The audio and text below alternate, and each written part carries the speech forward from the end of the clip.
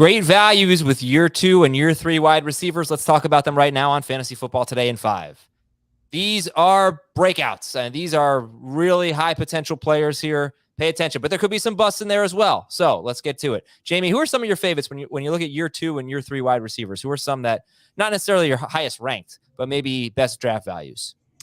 The two that I am very excited about, and you can see a very clear path to success because they're the number one guys on their teams now, if they weren't already in case of one last year. But Michael Pittman and Rashod Bateman. Michael Pittman in year 3, Rashod Bateman in year 2. Pittman is somebody that I keep moving up and up. I think he's in my top 15 now.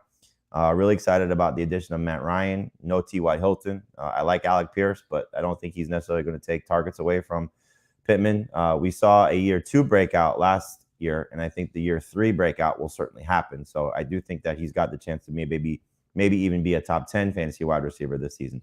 For Bateman going into year 2, I mean, the opportunity is very clear. There is no more Marquise Brown. I don't think we're going to get the 140-something targets that Marquise Brown got last year because of everything you're hearing in Baltimore about them going more back to what their run-based offense looked like in 2019.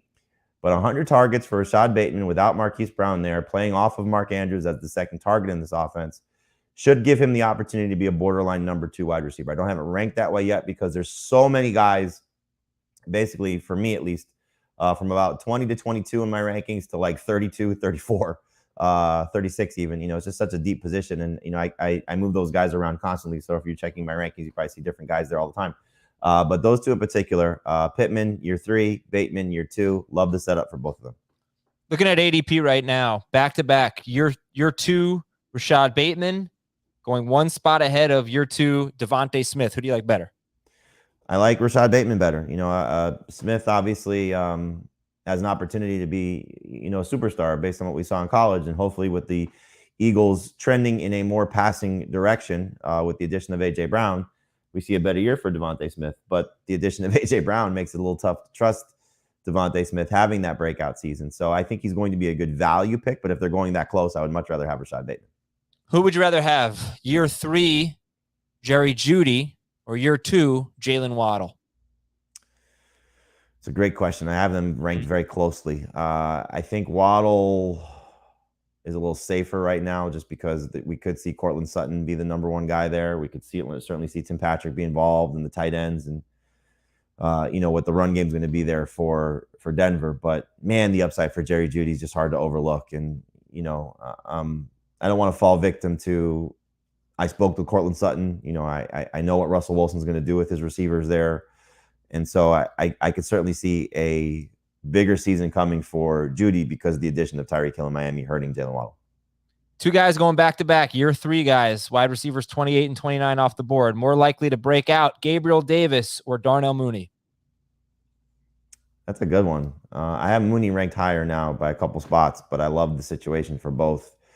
There's just so many mouths to feed in Buffalo by comparison to nothing in Chicago. And so it's buying into, you know, we had this conversation on Monday's show about, excuse my son coughing here. We had this conversation on Monday's show about buying into good offenses. And obviously Gabriel Davis is coming in with the greatest quarterback in the league right now, at least the greatest fantasy quarterback in the league right now.